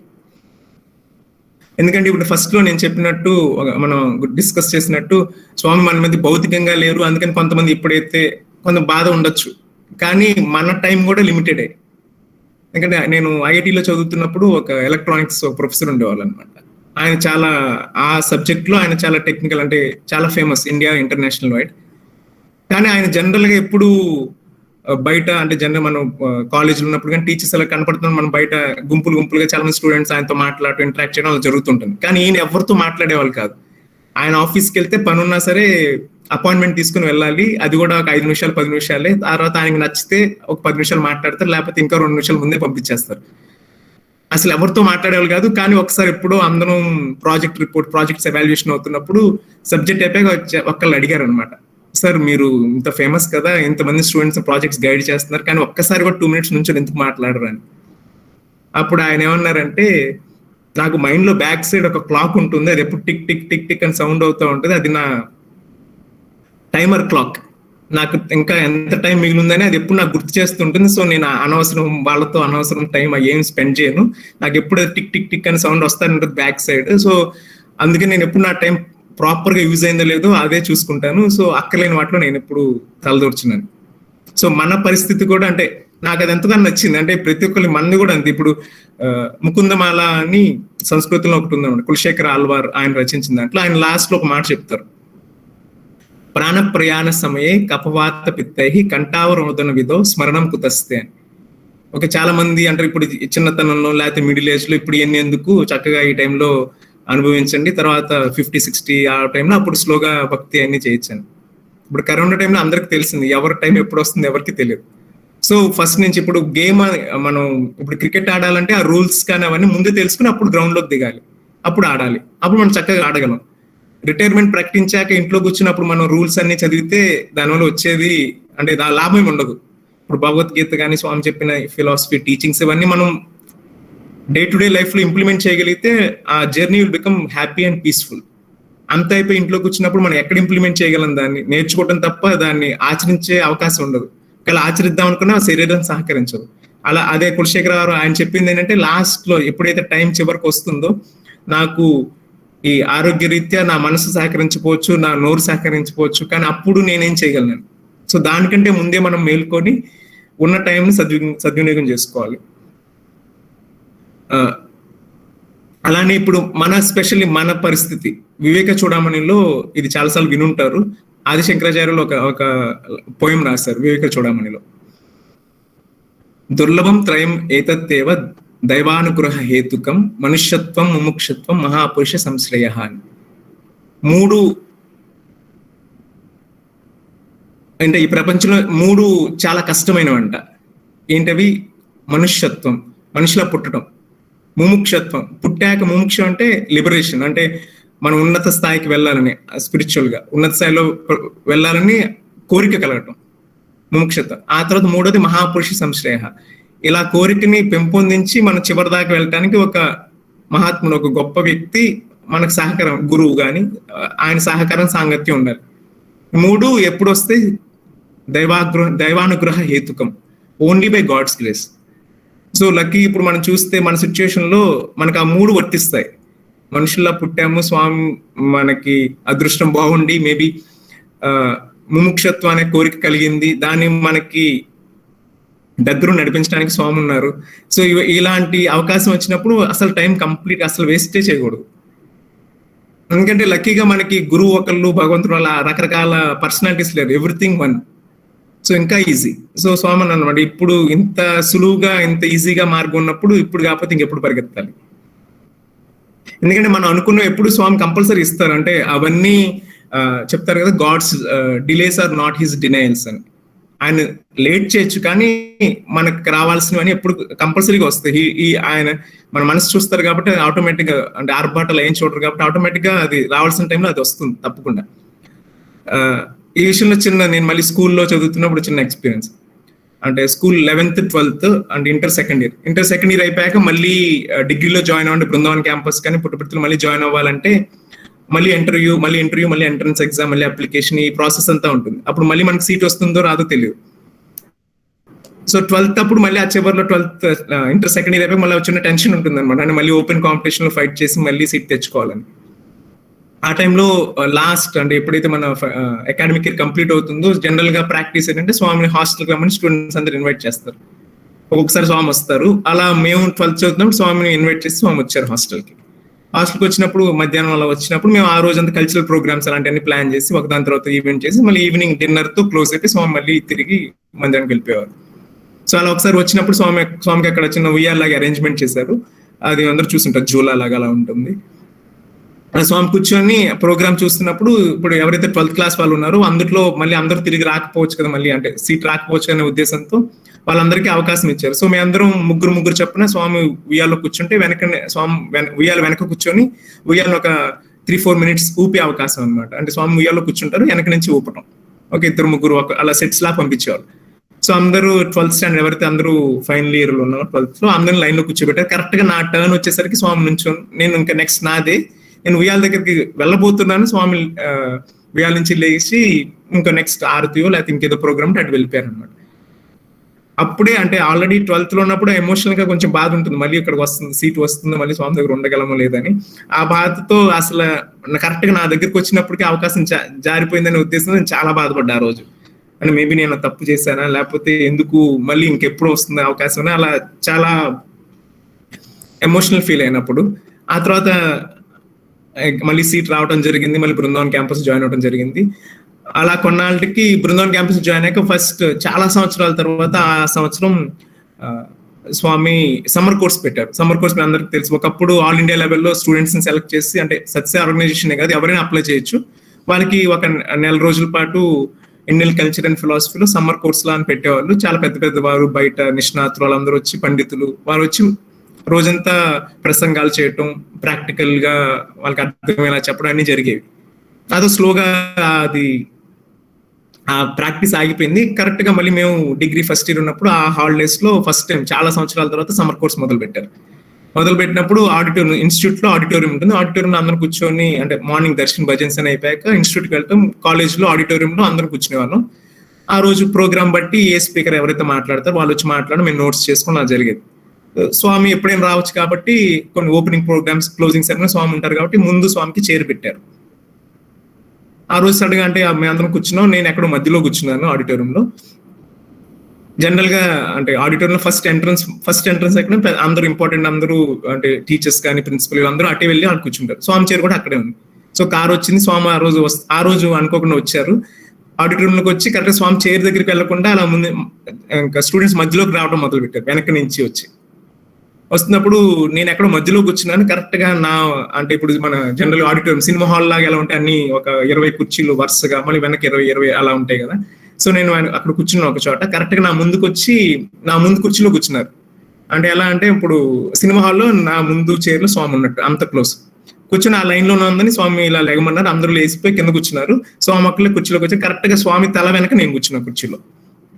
ఎవరో హడావుడిగా మరి స్వామి అనుకోకుండా స్టూడెంట్స్ మధ్యలోకి వచ్చి స్టూడెంట్స్ కుర్చీలో కూర్చున్నారు కాబట్టి ఎవరో ఫాస్ట్ గా ఫ్యాన్ ఏది అరేంజ్ అయిపోయారు, వేడిగా ఉందని. స్వామి వద్దన్నారు, ఆపేసారు. అంటే ఎందుకు అక్కడ మాట్లాడుతున్న స్పీకర్ డిస్టర్బ్ చేయొద్దని వద్దన్నారు, స్వామి కూర్చున్నారు. ఇంకా అందరూ అన్ఎక్స్పెక్టెడ్ స్వామి సడన్ గా స్టూడెంట్స్ మధ్యలోకి వచ్చేసి అలా కూర్చోవడం జరిగింది. కరెక్ట్ నేను అక్కడ ఉన్నాను. ఇంకా ఎవరో వెనక నుంచి ఇండికేట్ చేశారు, బాగా వేడిగా ఉంది కదా, నీ చేతులు విసిన్ కర్ర ఉంది, స్వామికి విసిన్ కర్ర విసరచ్చు కదా అని ఇండికేషన్ ఇస్తే నేను ఇంకా విసరటం మొదలు పెట్టాను. అంటే ఆల్మోస్ట్ ఎంత క్లోజ్ అంటే లైక్ నేను ఇక్కడ ఉంటే నాకు ఒక అడుగు దూరంలో కూడా లేదు స్వామి తల, అంత దగ్గర కూర్చున్నారు నా ముందు. సో ఒక అరగంట స్వామికి అలా విసరటం జరిగింది. అది అప్పుడు చాలా అంటే మంచి అనుకోకుండా మంచి ఆపర్చునిటీ వచ్చిందని అనుకున్నాను. I was happy. అది అయిపోయి కొన్నాళ్ళకి సడన్ గా అప్పుడు ఫ్లాష్ అయింది అనమాట. ఓకే, నేను 12th లో ఉయ్యాల ఊపటానికి నాకు ఆ 3 నిమిషాలు ఏదైతే నేను మిస్ అయిపోయానో ఆ రోజు నేను బాధపడ్డాను. అది ఇప్పుడు ఒక అరగంట నాకు ఇలాంటి మంచి అవకాశంలో వచ్చిందని ఉద్దేశంతో. So God's denials are not is delays are not is denials. ఎందుకంటే ఒక మన చైనీస్ బ్యాంబూ ఉంటుంది కదా, చైనీస్ బ్యాంబూ వెదురు, ఆ విత్తనం భూమిలో పాతి పెట్టి రోజు దానికి మంచినీళ్ళు పోసిన 5 సంవత్సరాల దాకా దానికి అసలు మనకి ఏమీ కనపడదు, అసలు విత్తనం ఉందా లేదా అన్న డౌట్ వస్తుంది. 5వ సంవత్సరం నిండగానే స్లోగా చిన్న మొక్క వస్తుందంట. ఆ తర్వాత ఒక 6 వారాల్లో 90 feet 90 అడుగుల దాకా పెరుగుతుంది అది చైనీస్ బ్యాంబూ. అంటే లిటరల్ గా మనం ప్రతిరోజు అది ఆల్మోస్ట్ 20 సెంటీమీటర్లు ఒక అడుగు వరకు పెరుగుతుంది, ఆల్మోస్ట్ అంత ఫాస్ట్ గా పెరుగుతుంది. కానీ 5 సంవత్సరాలు అది భూమిలో చేసిన ప్రయత్నం, కింద వేళ్ళు, ఎందుకంటే తర్వాత చాలా పెద్ద హ్యూజ్ ప్లాంట్ గా అయిపోతుంది కాబట్టి కింద వేళ్ళు అని చాలా డీప్ గా వెళ్తాయి. 5 సంవత్సరాలు పడ్డ కష్టం ఎవరికి కనపడదు. 6 నెలల్లో అబ్బాయి ఇంత పెద్ద చెట్టు అయింది అనుకుంటాం, కానీ అది యాక్చువల్గా కష్టపడింది 5.5 సంవత్సరాలు. సో ఇలానే 5.5 స్వామికి తెలుసు అండి మనం ఎంత కష్టపడి ఎంత వచ్చాము. సో ఆ రిజల్టే చూస్తారు కానీ అందరూ ఆ ఎఫర్ట్ చూడరు. సో మనం ఎఫర్ట్ పెట్టుకుంటూ వెళ్తే ఆటోమేటిక్ గా ఒక రోజు స్వామి మనకి రిజల్ట్ ఇస్తారు. సో నా టైం కూడా ఆల్మోస్ట్ క్లోజ్ అయింది. కానీ నా ముఖ్య ఉద్దేశం నాకు నేను చెప్పుకోవడం ఏంటంటే, ఇప్పుడు మనకు వచ్చిన ఈ అవకాశాన్ని గుర్తించిన దాన్ని సద్వినియోగం చేసుకొని ప్రయత్నిస్తున్నామా, ఆ 2 మనం గ్రహించగలిగితే ఇలాంటి సత్సంగాలు లేకపోతే మనం చేసే సేవ యాక్టివిటీస్ అన్నిటికీ ఒక మీనింగ్ వస్తుందని నా అభిప్రాయం. ముగించే ముందు ఇంకొకసారి నాకు ఈ అవకాశం ఇచ్చినటువంటి శ్రీ సత్యసాయి సేవా సంస్థ శ్రీకాకుళం జిల్లా వారికి, ఈ ప్రోగ్రామ్ అంతా కార్యక్రమాన్ని కోఆర్డినేట్ చేసిన శ్రీ అరుణ గారికి కృతజ్ఞతలు. ఇంతటితో విరమిస్తున్నాను. Sairam, Pawan Kumar garu. You have one more 15 minutes. Okay. 9:15. అంటే మేడం నేను యాక్చువల్లీ అంటే I plan for correct 9 o'clock కి క్లోజ్ చేద్దాం అనే ఉద్దేశంతోనే క్లోజ్ చేసి, if anybody has any questions కానీ ఏమైనా డిస్కషన్ అంటే we can have it. Can you share some of your experiences? Okay తప్పకుండా. స్వామి ఇన్స్టిట్యూషన్ లో చదువుతున్నప్పుడు అంటే first I come from A non devotee family. అంటే మా ఫ్యామిలీలో ఇంతకు ముందు స్వామి గురించి ఎవరికి ఏం తెలియదు. ప్రకాశం జిల్లాలో చిన్నగంజాం అనే ఊరు చాలా మంది విని ఉంటారు. అక్కడ నాన్నగారు అక్కడ జాబ్ చేసేవారు. ఆ ఊరు స్పెషాలిటీ ఏంటంటే చాలా చిన్న ఊరు, మేబీ 500 ఫ్యామిలీస్ ఉంటాయేమో. కానీ ఊర్లో ఉన్న ప్రతి ఒక్కరూ స్వామి డివోటీసే. ఏదో కారణం వల్ల ఆ ఊర్లో ప్రతిరోజు భజన జరుగుతుంటుంది. అనిల్ కుమార్ సార్ అప్పట్లో ఆయన స్టేట్ ప్రెసిడెంట్ ఏదో అయి ఉండొచ్చు, ఆయన వచ్చి మీటింగ్స్ భజన్స్ అలా ప్రతిరోజు సాయంత్రం. అంటే మనం నమ్మినా నమ్మకపోయినా స్వామి గురించి అందరికి తెలుసు. సో ప్రతి ఒక్కరు మనకు తెలిసిన వారు కానీ మన ఇంటి పక్కల వాళ్ళు కానీ స్వామి భజన్స్ పెట్టినప్పుడు ఇంటికి విభూతి ప్యాకెట్ స్వామి ఫోటో అలా పంపించేవాళ్ళు. అలా స్వామి అంటే ఎవరో తెలియకుండానే మా పూజ గదిలో స్వామి ఫోటో ఎంటర్ అయింది అది అప్పట్లో. ఆ తర్వాత స్లోగా కొన్నాళ్ళకి మళ్ళీ కూచిపూడి అనే ఊరు ఉంది కదా మన డాన్స్ ఎక్కడైతే ఫేమస్, అక్కడికి నాన్నగారు ట్రాన్స్ఫర్ అయితే అక్కడ మళ్ళీ మేమందరం ఫ్యామిలీ అక్కడ షిఫ్ట్ అవడం జరిగింది. అప్పుడు ఒక రోజు మా డాడీ వాళ్ళ కొలీగ్ ఒక ఆయన వాళ్ళ అబ్బాయి, అంటే ఇప్పుడు కూడా అంతే, మన పిల్లలు ఏమైనా చేస్తే గొప్పగా చెప్పుకుంటాం. అలానే ఆ అబ్బాయి ఇంగ్లీష్ లో పోస్ట్ కార్డ్ మీద ఇంగ్లీష్ లో వాళ్ళ నాన్నగారికి ఉత్తరం రాశారు. భోజనం చేస్తున్న టైంలో ఆయన మా ఫాదర్ పక్కన ఉన్నారు కాబట్టి చదివి ఆయన గొప్పగా చూసారా మా వాడు ఇంగ్లీష్ లో రాశాడు, చాలా బాగా రాశాడు అని చెప్తే మా నాన్నగారు రోడ్డు వచ్చి ఎక్కడ చదువుతున్నాడండి అని అడిగారు. అప్పుడు ఆయన సత్యసాయి గురుకులం అని స్కూల్ ఉంది రాజమండ్రిలో, సత్యసాయి బాబా వాళ్ళది, చాలా బాగుంటుంది స్కూల్, అక్కడ మావాడు అక్కడ చదువుతున్నాడు అంటే అప్పుడు మా డాడీకి ఇంట్రెస్ట్ కలిగి నేను ఓన్లీ సేవా కార్యక్రమం హాస్పిటల్ ఉంటుందని తెలుసండి, ఇలా స్కూల్ అని తెలియదు, అది కూడా రాజమండ్రిలో ఉందని. అప్పుడు డీటెయిల్స్ అడిగి అప్పటికప్పుడు నా అప్లికేషన్ అన్ని నాకు పెట్టడం జరిగింది. అలా అక్కడ నేను జాయిన్ అవ్వడం జరిగింది. అంటే ఒక post card made me join there. ఆ తర్వాత ఈ లోపు చిన్నప్పుడు ఒకసారి మనకి అప్పట్లో ఇన్ని ఛానల్స్ లేవు, టీవీ ఛానల్స్, దూరదర్శన్ ఒకటే ఉండేది న్యూస్ ఏదైనా. సో మా ఇంట్లో ప్రాక్టీస్ ఏంటంటే డాడీ ఆఫీస్ నుంచి రాగానే, నేను అప్పుడు మేబీ ఒక 3rd 4th స్టాండర్డ్ చదువుతున్నా ఉన్నాను, ప్రతిరోజు ప్రాక్టీస్ ఏంటంటే అప్పుడు 7 o'clock న్యూస్, తెలుగు న్యూస్ వచ్చింది డీడీలో, శాంతి స్వరూప్ ఆయన న్యూస్ రీడర్ అని గుర్తున్నాయి. ఆయన మాట్లాడుతూ అంటే ప్రతిరోజు ఒక 1/2 గంట 1/2 గంట న్యూస్ ఉంటుంది, తెలుగు న్యూస్ అప్పట్లో. సో మా ఇంట్లో అలవాటు ఏంటంటే నన్ను న్యూస్ ముందు కూర్చోబెట్టి న్యూస్ అయిపోయాక నేను డాడీకి ఒక 5-6 పాయింట్స్ సమ్మరైజ్ చేసి నాన్నగారు చెప్పాలన్నమాట ఈరోజు న్యూస్ ఏంటని. సో ఆ హ్యాబిట్ అలా అంటే జస్ట్ మనకి జనరల్ నాలెడ్జ్ పెరుగుతుందనే ఉద్దేశంతో రోజు నాకు హోంవర్క్ లా ఉండేది. సో అలా ఒక రోజు నేను న్యూస్ చూస్తున్నప్పుడు సత్యసాయి యూనివర్సిటీలో గోల్డ్ మెడల్స్ స్వామి వేస్తున్నారు అనమాట. అది ఇప్పుడు కూడా మనకి కాన్వకేషన్ ప్రోగ్రామ్ అయితే స్నాతకోత్సవం జరుగుతుందో పుట్టుపర్తిలో అన్ని న్యూస్ ఛానల్స్ లో వస్తుంది. సో అప్పట్లో స్టేడియంలో ఫంక్షన్ జరుగుతుంది. సో ఒక్కొక్క పిల్లలు పేరు పిలుస్తున్న వెళ్తున్నా స్వామి మెడల్ వేస్తూ వెళ్ళిపోతున్నారు. అప్పుడు చిన్న ఆలోచన వచ్చింది, అంటే అది అంత గ్రాండ్ ఫంక్షన్, నేనేదో 3rd 4th స్టాండర్డ్ స్వామి గురించి ఏం తెలియదు, అప్పుడు అలాంటి అవకాశం మనకు కూడా వస్తే ఎంత బాగుంటుందో అని ఒక చిన్న ఆలోచన, అంతే. ఆ తర్వాత నేను దాని గురించి ప్రయత్నించలేదు, మర్చిపోయాను కూడా. మళ్ళీ ఎప్పుడైతే నేను గురుకులం స్కూల్ నుంచి మళ్ళీ 10th ఇంటర్ స్వామి స్కూల్లో జాయిన్ అయినా, ఆ తర్వాత జాయిన్ అయిన ఫస్ట్ డే అంటే ఇంటర్లో ఎప్పుడైతే డిగ్రీలో బెంగళూరు క్యాంపస్ లో బృందావన్ క్యాంపస్ లో జాయిన్ అయినప్పుడు త్రయీ బృందావన్ సెషన్ అని స్వామి హౌస్ లో ఈవినింగ్ స్టూడెంట్స్ పిలుస్తారు, ఇంకెవరు ఉండరు, ఓన్లీ స్టూడెంట్స్ అండ్ స్వామి, కొంతమంది టీచర్స్ అండ్ 1 2 guests. అక్కడ చాలా ఇన్ఫార్మల్ గా ఉంటుంది. అంటే స్వామి ఆల్మోస్ట్ కూర్చుని మన స్వామి చుట్టూ, అంటే ఇంట్లో పెద్దవారు మనకి ఏమైనా స్టోరీ చెప్పినా కబుర్లు చెప్పినా ఎలా పక్కన కూర్చుని ఎలా ఉంటాం అంత అదే విధంగా కూర్చొని వినేవాళ్ళం. అప్పుడు స్వామి మాటల్లో మీ పేరెంట్స్ ఎందుకు పంపించారు ఇక్కడికి, స్వామి దగ్గర మీరు చక్కగా చదువుకొని మంచి మార్కులు తెచ్చుకుని వాళ్ళందరూ హ్యాపీ, మీరు మీ సంస్కారం అవన్నీ నేను చూసుకుంటా బ్యాక్ ఎండ్, కానీ మీరు మటుకు కంపల్సరీగా మంచి మార్క్స్ తెచ్చుకుంటే మీ పేరెంట్స్ చాలా హ్యాపీ ఫీల్ అవుతారని. ఆ రోజు నాకు అర్థమైంది, ఓకే నేను రాజమండ్రి స్కూల్లో భజన్ సింగర్ అవన్నీ ఉండే, కానీ పుట్టుపర్తిలో జాయిన్ అయ్యాక అక్కడ భజన్ సింగింగ్ క్వాలిటీ అదంతా ఇప్పుడు మనకి అది నప్పదేమో అని చెప్పేసి నేను ఆపేశాను అనమాట. అలా కొన్ని జరిగాక అప్పుడు అనిపించింది, ఇప్పుడు నా చేతిలో ఉన్నది స్వామి హ్యాపీ ఫీల్ అని only studies, so I should study really hard అని చెప్పేసి ఆ రోజు అనుకున్నాను, ఓకే స్వామి గోల్డ్ మెడల్ కోసం గట్టిగా ట్రై చేస్తాను, మీరు మటుకు నాకు అనుగ్రహించాలని చెప్పేసి. ఇంకా ఆ తర్వాత ఇంకా 3 years ఫుల్ కష్టపడ్డాను.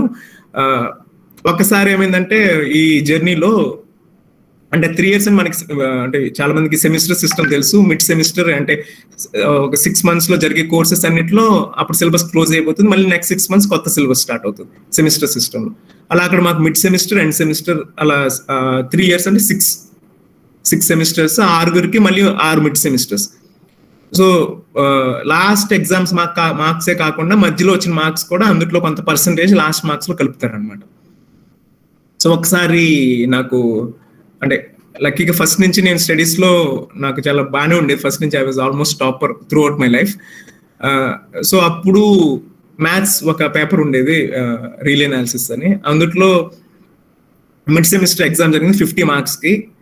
ఆ తర్వాత మ్యాథ్స్ సార్ క్లాస్కి వచ్చారు, మన ఆన్సర్ షీట్స్ పట్టుకొని వచ్చి ఆ తర్వాత ఈసారి చాలా పెద్ద సర్ప్రైజ్ ఉందంటే, నేనే అనుకున్నా నేను ఎగ్జామ్ బాగా రాశాను నాకు తెలుసు, మేబీ ఈసారి 50 వచ్చేసిందేమో నాకు 50/50, అందుకని ఆయన సర్ప్రైజ్ అంటున్నారు, ఈ మధ్య కాలంలో ఎవరికి రాలేదని చెప్తారేమో అని నేను అలా ఎక్స్పెక్ట్ చేసి అలా రెడీగా ఉన్నాను. ఆయన మార్క్స్ డిక్రీజింగ్ ఆర్డర్ లో పిలుస్తారు జనరల్ గా, ఫస్ట్ 49 48 అలా తగ్గుతూ వస్తుంటే, సో 49 48 దగ్గర మొదలు పెట్టారు. నేను సరే నా స్పెషల్ కేసు కదా లాస్ట్ లో ఇస్తారేమో అని చెప్పి అలా కూర్చున్నాను.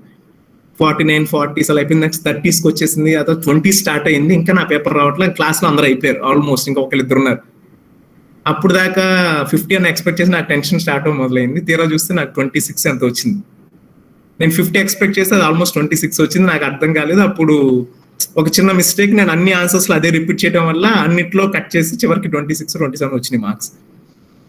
సో నేను ఆల్రెడీ మైండ్ లో టార్గెట్ పెట్టుకున్నాను, ఏదైతే అంటే స్వామి దగ్గర నుంచి ఇప్పుడు లైఫ్ లో గుర్తుంచుకునే ఒక చిన్న ఘట్టం, అంటే ఎఫర్ట్ పెడితే వచ్చే అవకాశం, మెడల్ స్వామి దగ్గర నుంచి మెడల్ తీసుకునే అవకాశం అని చెప్పేసి చూస్తే ఇక్కడ 27 28 మార్క్స్ వచ్చినప్పుడు నాకు ఎండ్ సెమిస్టర్ లో ఏదైతే పర్సంటేజ్ తీసుకుంటారు కాబట్టి ఎండ్ సెమిస్టర్ లో 100 మార్క్స్ కి నాకు 97 98 రావాలి.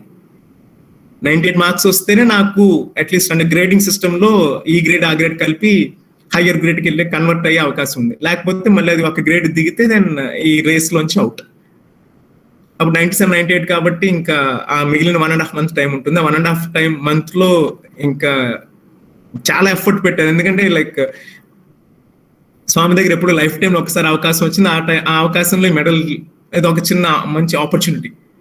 అందుకని చాలా కష్టపడి చేసినప్పుడు అది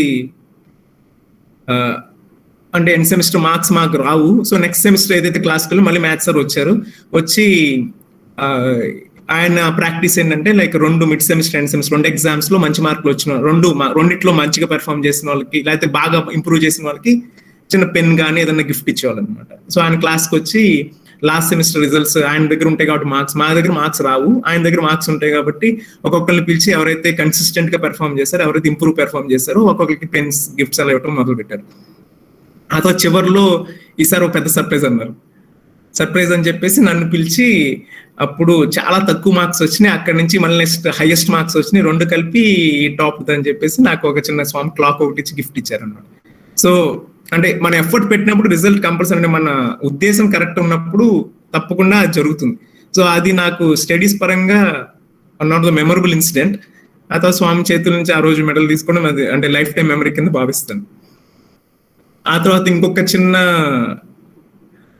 సంఘటన ఏంటంటే లైక్ అందరికి తెలుసు, ఇప్పుడు స్వామి బాగా ఎవరన్నా మంచి స్వామి మనల్ని బంగారు కానీ లేకపోతే మంచి గుడ్ బాయ్ అని మెచ్చుకుంటే దాని అంత సర్టిఫికెట్ ఇంకెక్కడ ఉండదు. ఎందుకంటే మనం చాలా మంది మన బయట నుంచి చూసిన వాళ్ళు మనం మెచ్చుకోవచ్చు, అయితే మనం ఒక 2-3 రోజులు ఎవరితో గడిపితే వాళ్ళు మన గురించి గొప్పగా చెప్పొచ్చు, మన ఇంట్లో వాళ్ళు ఎలాగో మన గురించి గొప్పగా చెప్తారు.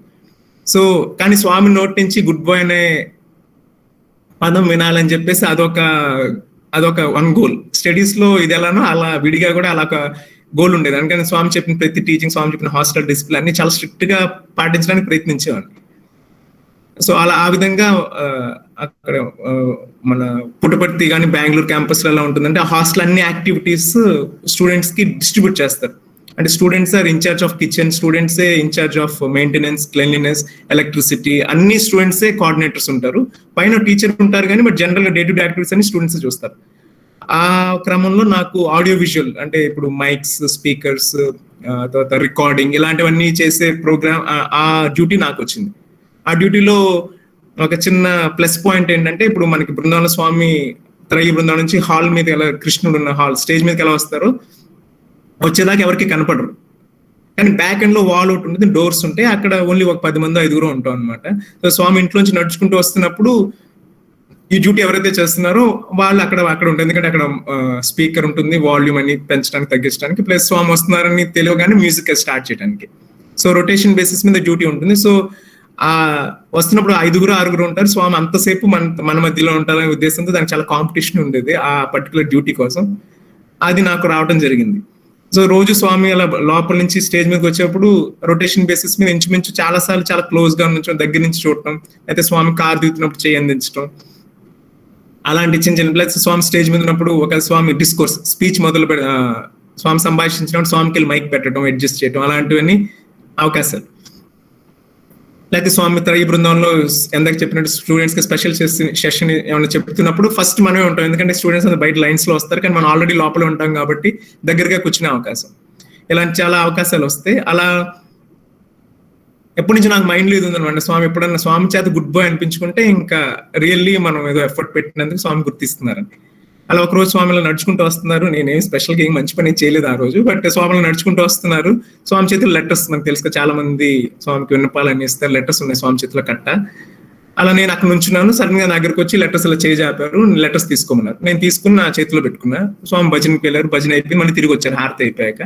అలా వస్తున్నప్పుడు స్వామి అప్పుడు గోల్ఫ్ కార్ లో వచ్చేవాళ్ళు అనమాట. సో గోల్ఫ్ కార్ ఎక్కి స్వామి అలా వెళ్తున్నారు, నన్ను చూశారు. నేను అప్పుడు లెటర్స్ మరి అంటే వెనక్కి ఇంటికి పంపించేయాలా లేదా స్వామి చేతికి ఇవ్వాలి నాకు అర్థం కాక అక్కడే నుంచున్నాను.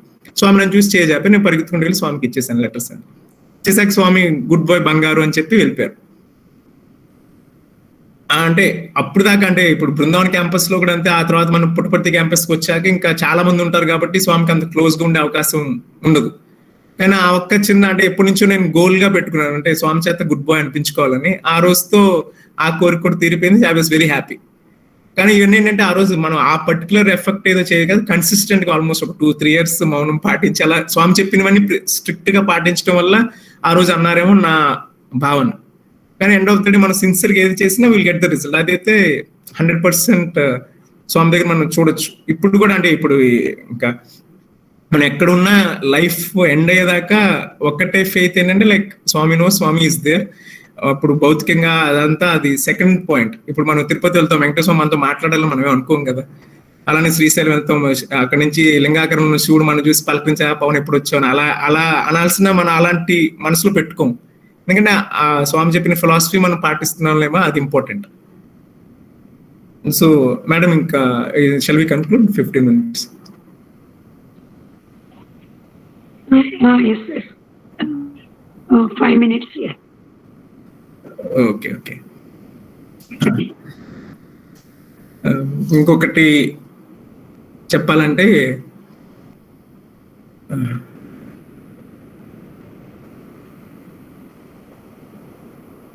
ఫస్ట్ టైం అంటే మన స్కూల్లో కానీ కాలేజీలో జాయిన్ అయినప్పుడు అంతమంది పిల్లలు ఉంటారు, స్వామి క్లోజ్ గా మూవ్ అవుతారు, కానీ ప్రతి ఒక్కరితో మాట్లాడాలని లేదు. అలా ఎంటైర్ అక్కడ చదివిన 10 years స్వామి అసలు ఒక్కసారి కూడా మాట్లాడని వాళ్ళు, అటువంటి విద్యార్థులు కూడా ఉంటారు. అంటే అది అలా జరుగుతుంది. అంటే అంతమంది ఉన్నారు కానీ మనకు మన మధ్యలో ఉన్నట్టు అనిపిస్తుంది, కానీ మనతో మాట్లాడరు. అలా అని చెప్పేసి మనం దగ్గరికి వెళ్ళే అవకాశం రాకపోవచ్చు. సో అలా ఒకసారి నేను 11th లో ఉన్నప్పుడు, ఇంటర్ ఫస్ట్ ఇయర్ లో ఉన్నప్పుడు ఒకరోజు ఎందుకు సడన్ గా అనిపించింది అనమాట. అంటే ఆల్మోస్ట్ జాయిన్ అయ్యి 6 months 7 months అవుతుంది, కనీసం ఇప్పుడు దాకా స్వామి నాతో ఒక్కసారన్నా మాట్లాడలేదు. దేర్ ఇస్ సంథింగ్ రాంగ్ అని, ఏదో తప్పు జరుగుతుంది. మేబీ నేను చేస్తున్నా, నేను అనుకుంటున్నానేమో, లేకపోతే యాజ్ అ డిసిప్లిన్ బాయ్ నేను అన్ని కరెక్ట్ గా చేస్తున్నా అనిపిస్తుంది, కానీ ఐఎమ్ నాట్ డూయింగ్ ఏమో అని అలా ఆలోచన వచ్చింది. ఆలోచన వచ్చాక ఒక రోజు స్కూల్ కి నడుస్తూ వెళ్తుంటే ఒక చోట గాడ్ మీద రాస్తుంది అనమాట. అంటే reducing ego is the first step to God అని.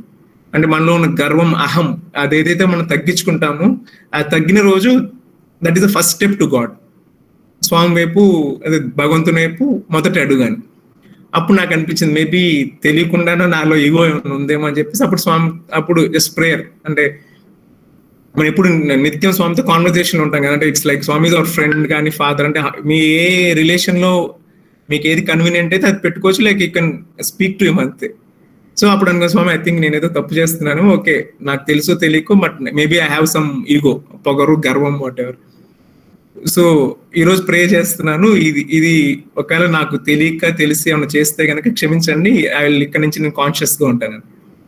అలా అనుకున్నాను. మార్నింగ్ ఈవినింగ్ దర్శనకి వెళ్ళినప్పుడు అప్పుడు స్వామి రెగ్యులర్ గా almost 3 o'clock almost clock precision ఎప్పుడు టైంకి వచ్చేసేవారు.